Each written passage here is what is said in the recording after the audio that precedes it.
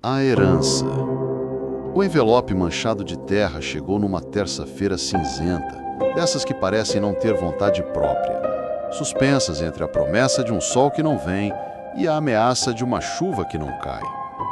A caligrafia na frente era do meu tio-avô, Elias, um homem que eu não via desde a infância e que habitava as regiões mais sombrias e pouco visitadas da árvore genealógica da minha família.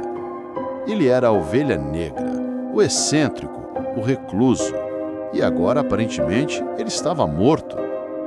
Dentro do envelope, uma chave pesada e enferrujada, e uma carta escrita com uma letra trêmula e angulosa que parecia arranhar o papel.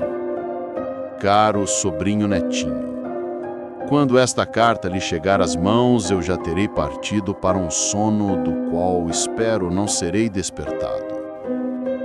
A solidão nesta casa tornou-se uma companhia demasiado pesada, e os sussurros nas paredes já não me soam como português, mas como algo mais antigo. Não tenho herdeiros diretos. A sua mãe, minha sobrinha, sempre foi gentil comigo, nos raros momentos em que alguém se lembrava da minha existência. Por isso, deixo-lhe a casa da colina. É tudo o que tenho e tudo o que alguma vez tive. A chave está aí. Um conselho, se me permite. Venda-a, queime-a, esqueça-a. Não a habite. A casa não gosta de novos hóspedes. Ela prefere a solidão, ou, melhor dizendo, prefere escolher as suas próprias companhias. Que Deus, se ele por aqui passar, tenha piedade da sua alma. Seu, na morte, Elias. Li e reli a carta, uma sensação de gelo percorrendo minha espinha. Era dramático, sem dúvida, provavelmente os delírios de um velho solitário. Mas havia uma urgência naquelas palavras, uma sinceridade desesperada que transcendia mera loucura. A casa não gosta de novos hóspedes. Essa frase ecoou na minha mente. A casa da colina era uma lenda familiar, uma propriedade enorme e antiga, perdida em algum lugar nos confins de uma serra que eu mal conseguia me lembrar. Havia histórias, é claro, sussurros sobre a razão pela qual o tio Elias se trancou lá há mais de 40 anos, após um incidente nunca detalhado. Minha mãe mudava de assunto sempre que o nome dele vinha à tona, seu rosto perdendo um pouco da cor. Agora a casa era minha, uma propriedade gratuita. Num mercado imobiliário asfixiante, era um presente dos deuses, ou, considerando a fonte, de algo mais sombrio. Decidi ignorar o aviso. Atribuí-o à melancolia de um homem à beira da morte. Afinal de contas, era apenas uma casa. Pedra, madeira e telhas. O que poderia haver de tão terrível? Como eu era ingênuo. Capítulo 1. A chegada. A estrada de terra serpenteava pela montanha como uma cicatriz velha, estreita e mal cuidada. O carro balançava violentamente nos buracos e a vegetação se fechava sobre o caminho, arranhando as portas com dedos de galhos secos. Era final de outono e o ar estava frio e úmido, carregando o cheiro de terra molhada e decomposição. A viagem, que deveria durar 3 horas, já levava 5, e o GPS havia desistido há uma eternidade. Quando finalmente avistei o portão de ferro enferrujado, coroado por um arco de metal retorcido, onde outrora deveria estar escrito Colina Serena, meu coração afundou um pouco. Não havia serenidade ali, apenas uma quietude pesada, opressiva.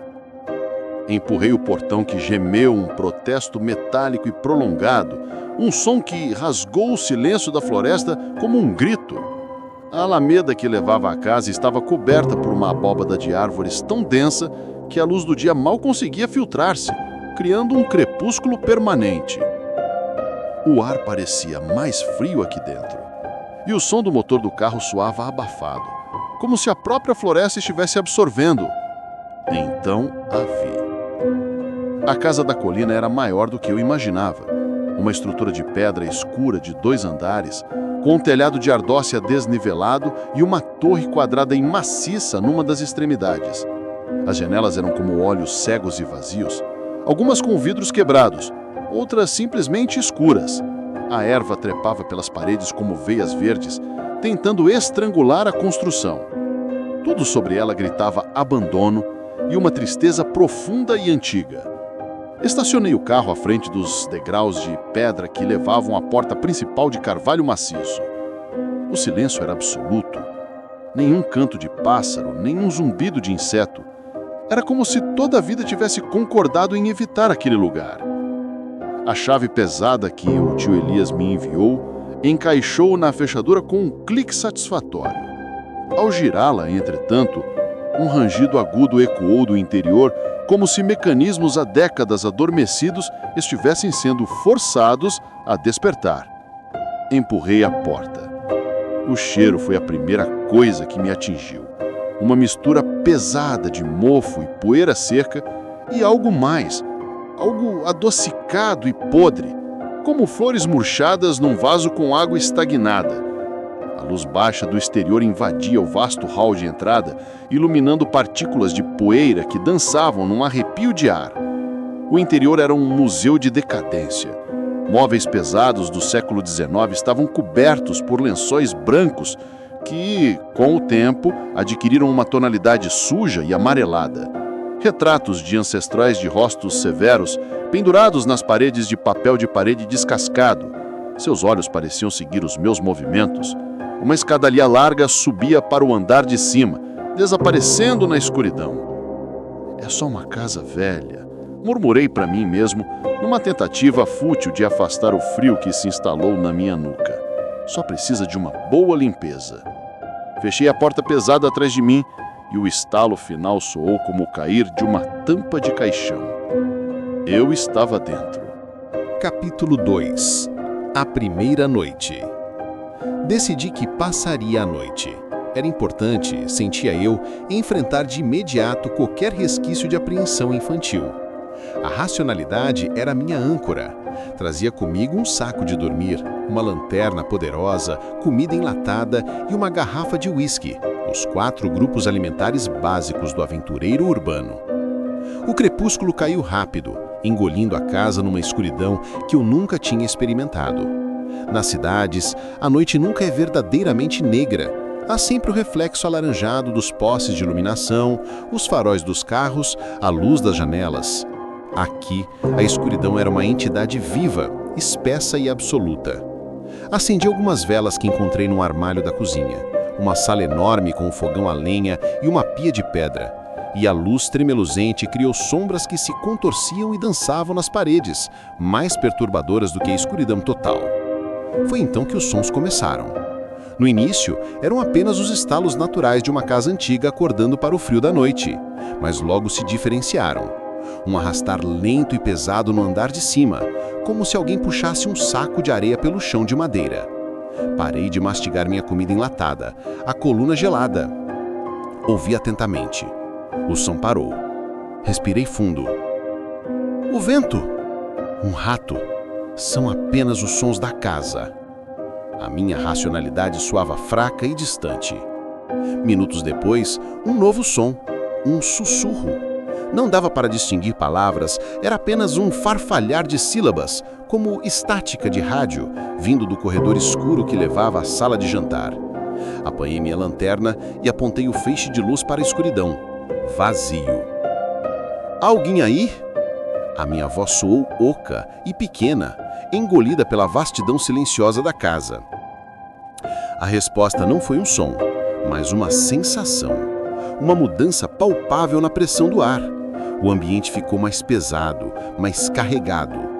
As chamas das velas curvaram-se para um lado, como se uma corrente de ar frio tivesse passado, embora não houvesse janelas abertas. O medo agora era um bicho real a roer as minhas entranhas.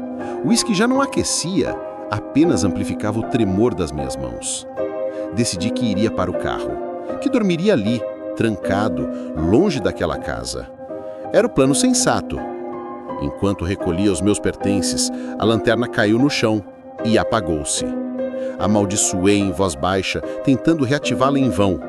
As baterias tinham morrido. Ficara apenas com a luz das velas. Foi então que vi, na parede do fundo do hall, uma sombra que não correspondia a nenhum dos móveis cobertos. Era alta, desproporcionalmente magra, com braços longos que quase tocavam o chão. E movia-se. Deslizava pela parede com uma fluidez não humana, dirigindo-se para a base da escada. O coração batia-me tão forte que eu jurava que as paredes vibravam com o seu ritmo. Congelei, incapaz de desviar o olhar daquela mancha de escuridão animada. A vela mais próxima de mim apagou-se subitamente, não com um sopro, mas como se a própria chama tivesse sido sufocada. A sombra na parede parou. E então, lentamente, sua forma indefinida pareceu girar, como se uma cabeça estivesse virando para me encarar. Não havia rosto, não havia olhos, mas eu senti o seu olhar. Um olhar de puro ódio, de uma antiguidade gelada que me atravessou a alma. Um único sussurro claro e nítido ecoou no hall, vindo de todos os lados ao mesmo tempo. Sai!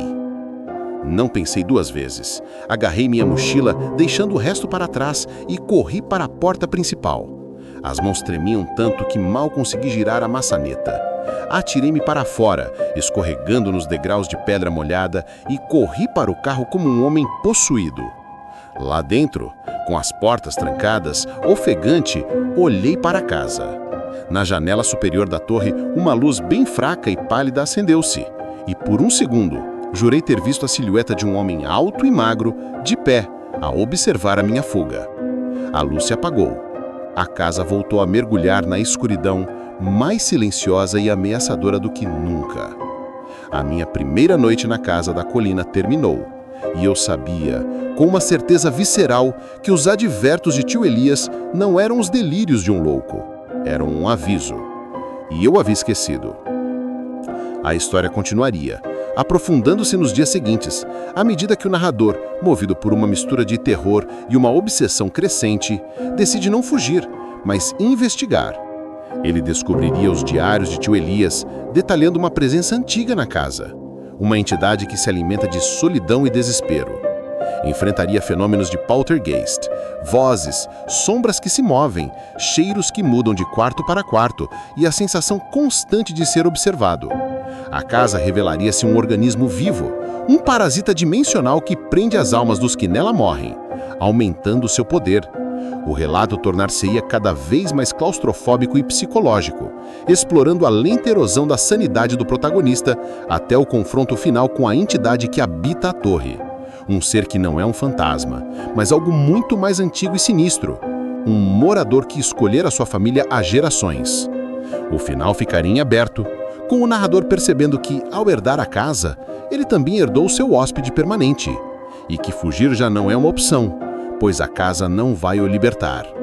A última linha seria ele sentado na escrivaninha de tio Elias, a escrever o seu próprio relato, enquanto ouve passos subindo as escadas em direção ao seu quarto, sabendo que a porta não vai trancar. Capítulo 3. A luz do dia corajosa. O sol da manhã não trouxe calor, apenas uma cor pálida e cinza que parecia desinfetar superficialmente os horrores da noite. Dentro do carro, com os músculos molidos e o pescoço rígido, eu olhava para a casa. Ela parecia inofensiva sob a luz difusa do dia, apenas uma ruína melancólica. O medo da noite anterior parecia um pesadelo exagerado, produto do cansaço e da sugestão da carta de tio Elias. A racionalidade, essa traiçoeira, voltou a sussurrar ao meu ouvido. Foi o vento, foram corujas, a sombra foi um truque de luz das velas. O sussurro foi somente pregando peças. Era mais fácil acreditar nisso do que na alternativa. Além do mais, eu era o proprietário legal. Tinha uma oportunidade financeira aqui. Não podia me deixar dominar por pavores infantis. Decidi enfrentar a casa, à luz do dia. Precisava do meu saco de dormir, da minha comida e, acima de tudo, de provas para mim mesmo de que era tudo histeria. A porta principal ainda estava entreaberta. Um cheiro frio e terroso saía de dentro, como o hálito de uma caverna. Empurrei-a, o rangido soando menos ameaçador agora. O hall de entrada estava como eu o deixara, os lençóis brancos nos móveis como fantasmas domésticos e silenciosos. A primeira coisa que fiz foi ir na cozinha e recolher minha lanterna. Bati-na com a mão e, com um estalido, ela acendeu. Baterias! Claro! Um simples problema de baterias. Um sorriso triunfante e nervoso cruzou meus lábios. Eu já estava encontrando explicações. Subi a escadaria, cada degrau rangendo um aviso solene.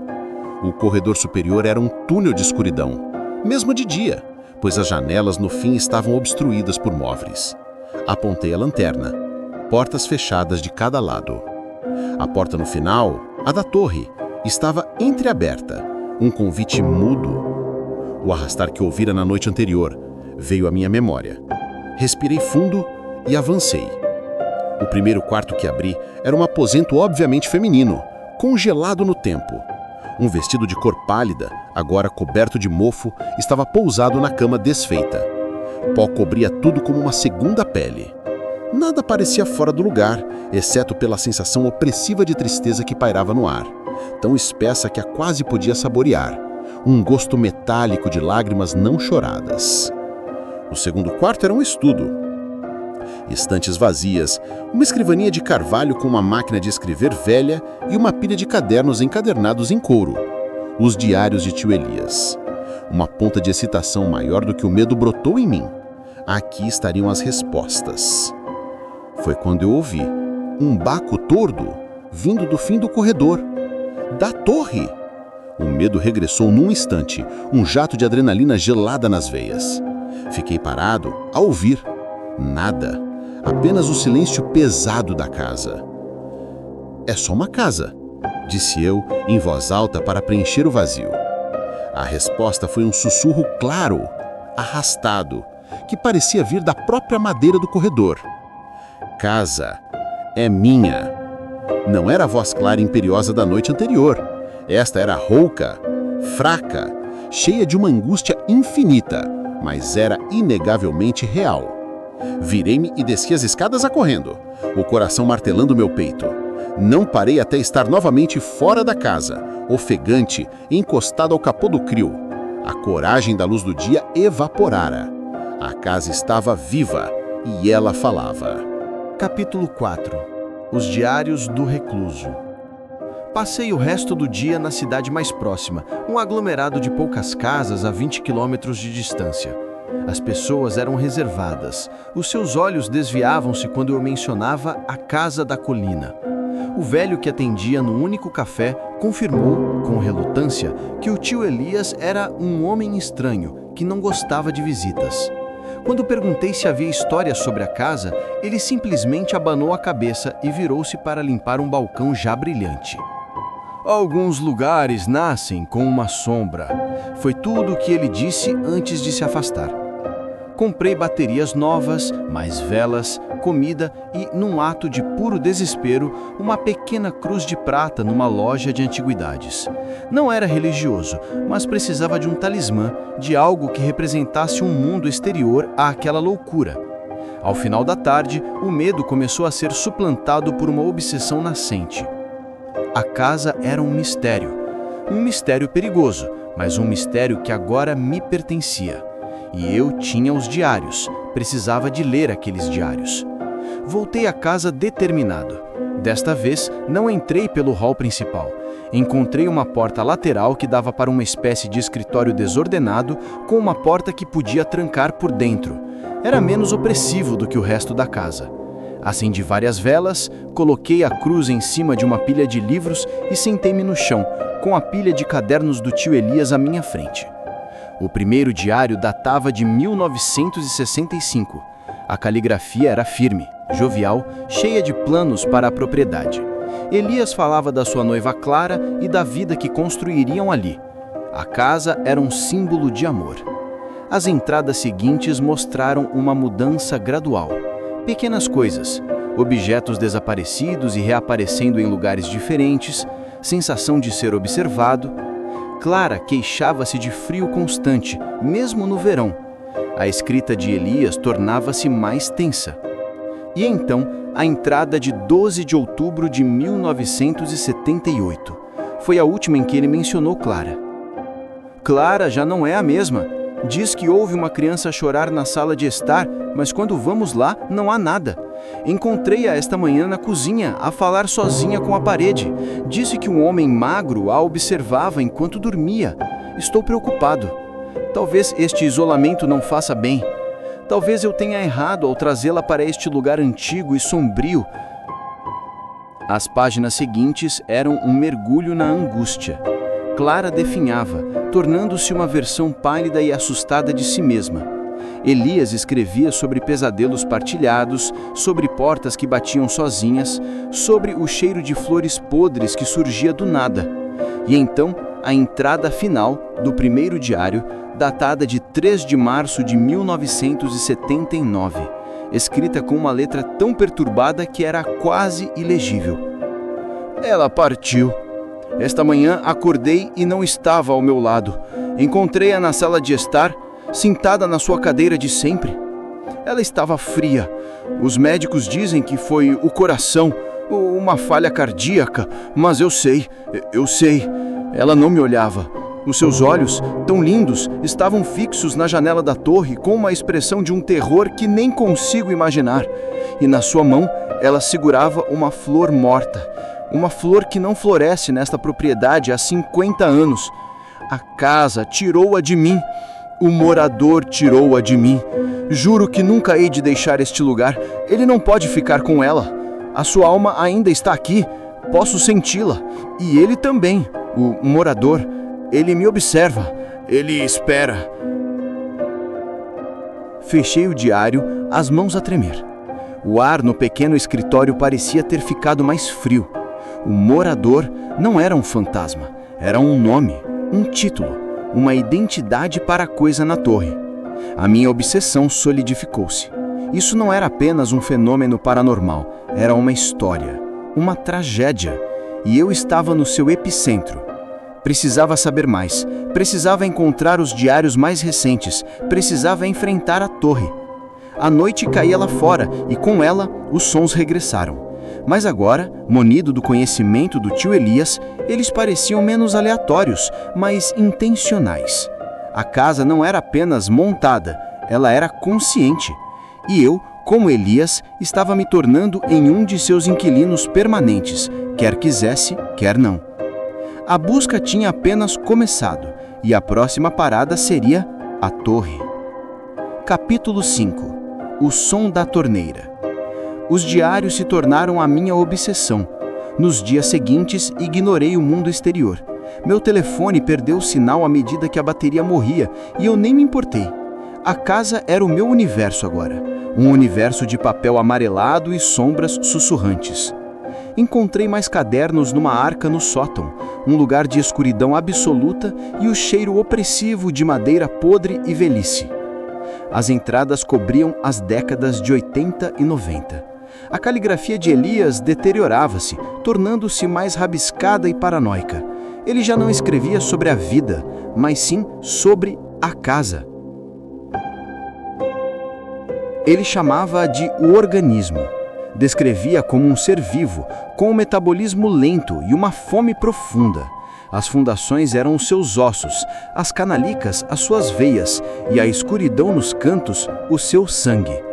O morador, escrevia ele, era o seu cérebro, a sua consciência, um parasita que se agarrou à casa quando ela foi construída há séculos, sobre algo mais antigo, um local de poder talvez, ou uma portal para uma quietude que não deveria ser perturbada. As histórias eram fragmentadas, mas horríveis. Ele descrevia ver Clara, anos após sua morte, a passear pelo corredor superior, seu vestido pálido a flutuar. Mas ela não era um fantasma pacífico. Seu rosto, escrevia ele, estava sempre contorcido em um silêncio gritante e seus dedos longos e pálidos arranhavam as paredes de papel, deixando marcas quase imperceptíveis. Numa entrada particularmente perturbadora, ele detalhava a música da torneira. Ele sabe que eu gostava de Bach, a suíte para violoncelo número 1.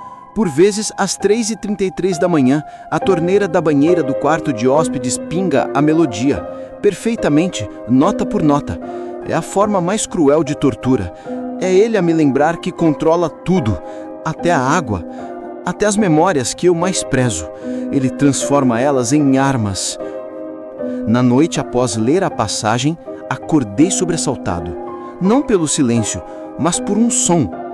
Plink, plink, plonk, plink. Uma sequência ritmada, vinda do andar de cima. Não era um pingar aleatório, era melodioso. Reconhecia instantaneamente. Era o início da suíte para violoncelo número 1. Meu sangue gelou. Subi as escadas, a lanterna tremendo na minha mão. A porta do quarto de hóspedes estava entreaberta. Lá dentro, a torneira de bronze antiga da banheira pingava, metodicamente, na água estagnada da bacia. Plink, plink, plonk, plink. A melodia era inequívoca, uma reprodução perfeita e sobrenatural. Senti uma náusea violenta. Não era apenas um fenômeno, era uma provocação. Era uma demonstração de poder.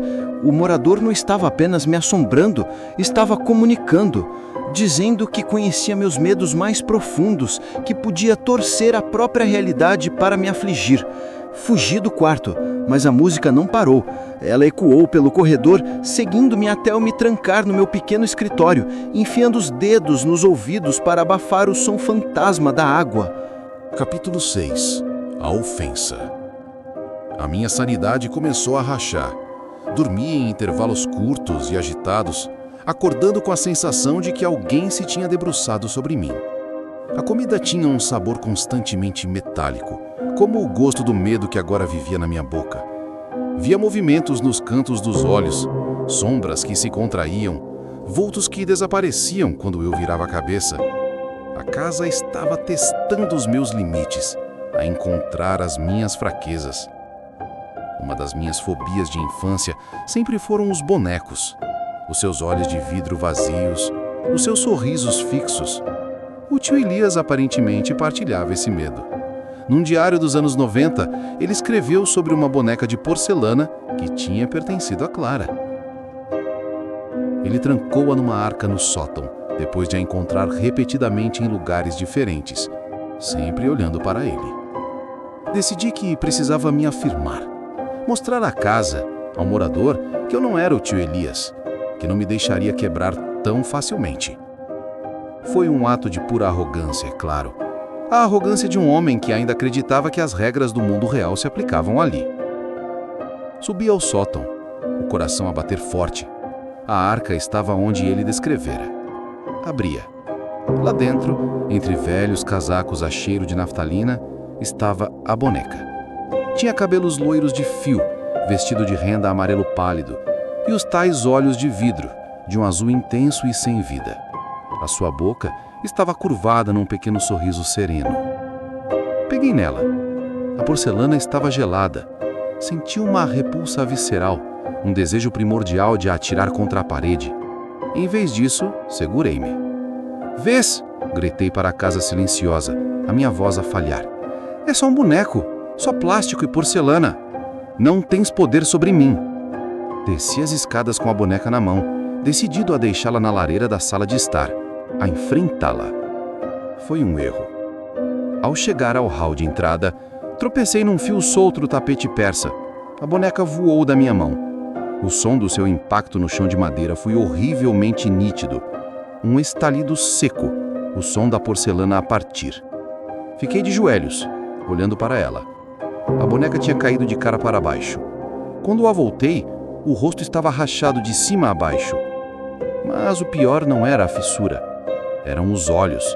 O olho de vidro direito tinha virado completamente para dentro da sua cabeça, deixando apenas uma esfera branca e sem vida.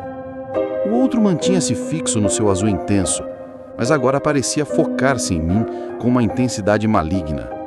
O sorriso, partido ao meio, parecia agora um esgarro. E então, o cheiro.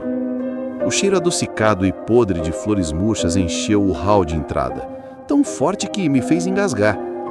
Uma voz, não um sussurro, mas uma voz rouca e seca como folhas mortas sendo esmagadas, sibilou no meu ouvido, tão próxima que senti o ar frio se movendo.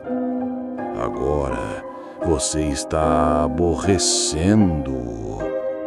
A boneca, com o seu único olho azul, parecia estar a rir-se de mim. Fugi para o meu quarto improvisado, deixando a boneca partida no chão. Naquela noite, não houve sons. Apenas um silêncio pesado e irado, como se a casa estivesse digerindo a minha ofensa, planejando a sua retribuição. Eu não tinha mostrado força, tinha mostrado estupidez e tinha chamado a atenção direta do morador. A guerra pessoal tinha começado e eu já tinha perdido a primeira batalha. Capítulo final. O único inquilino. A ofensa não foi perdoada.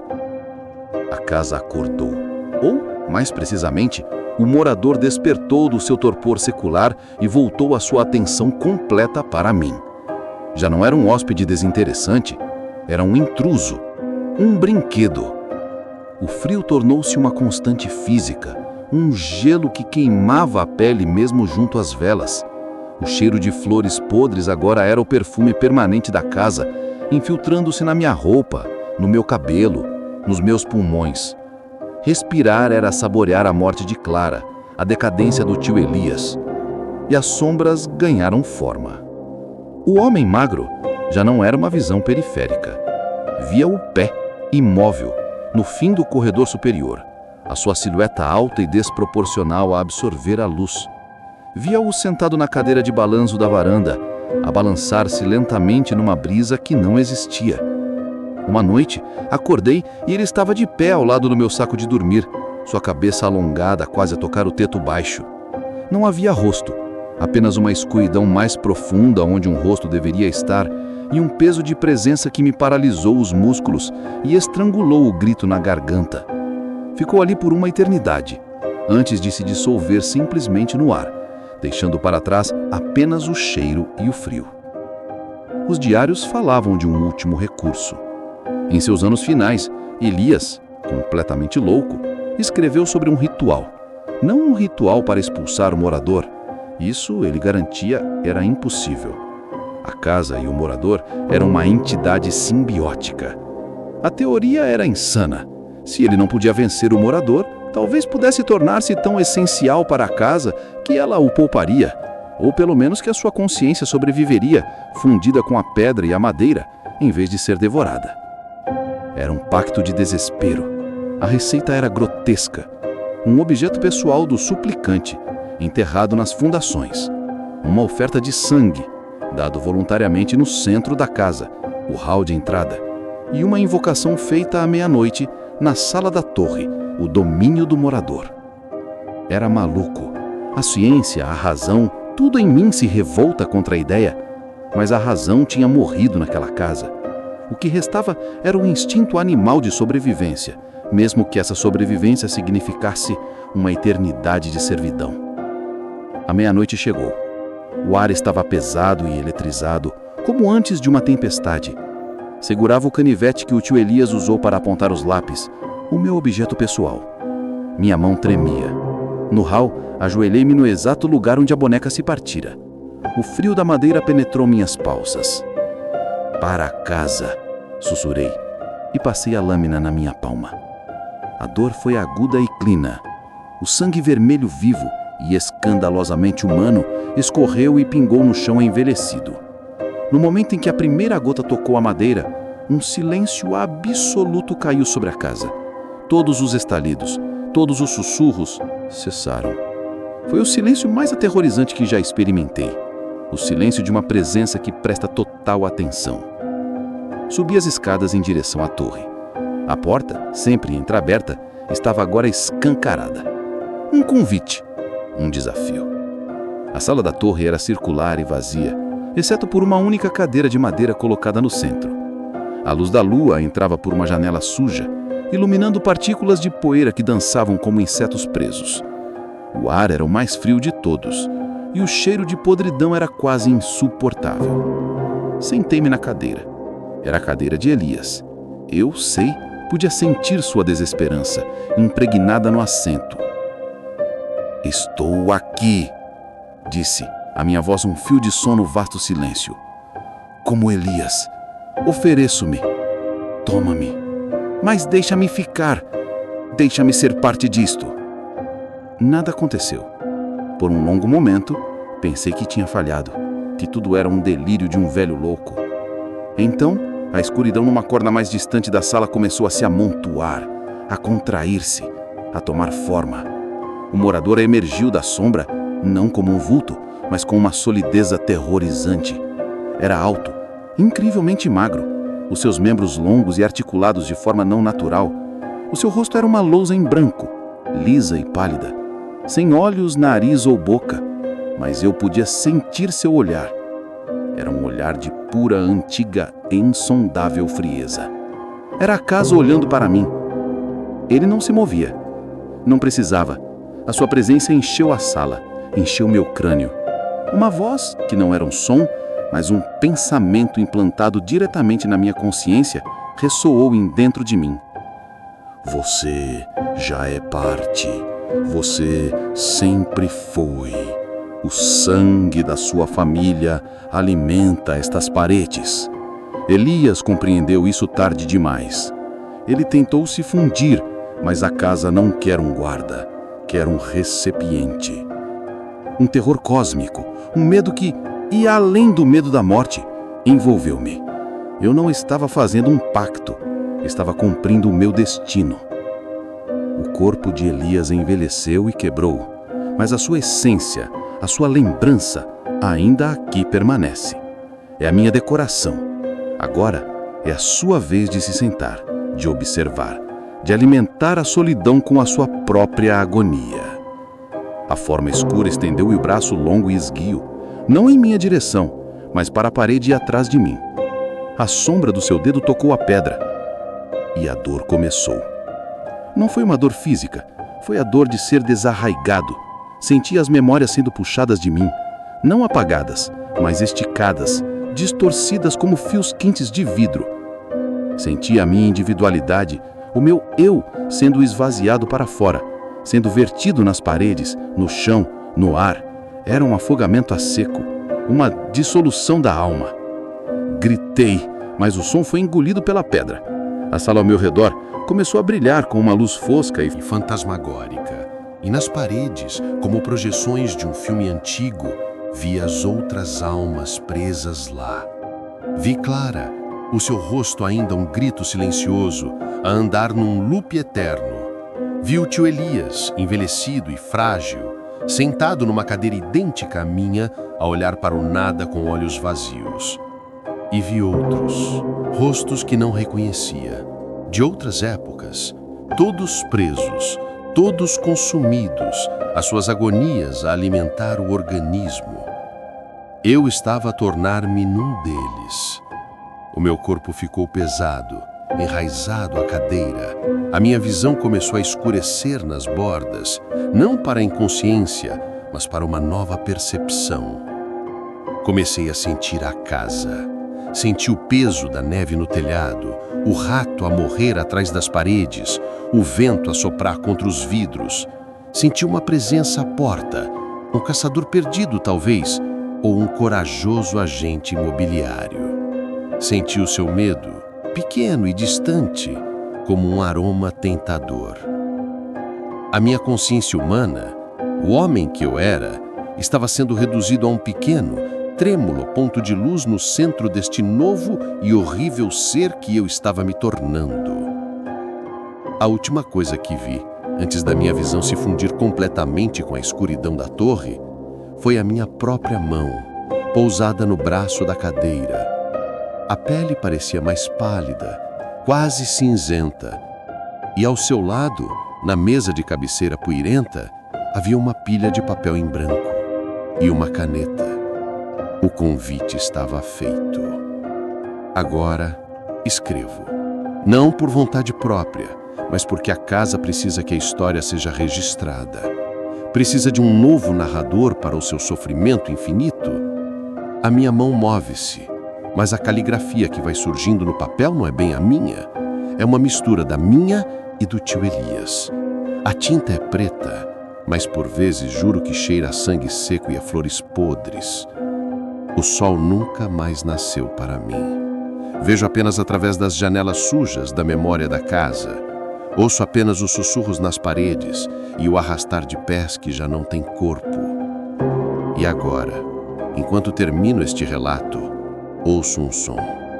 Lá embaixo, o rangido inconfundível do portão de ferro a ser aberto. Há alguém lá fora. Alguém com uma carta na mão, uma chave pesada. E eu, a casa, o morador, estamos com tanta fome.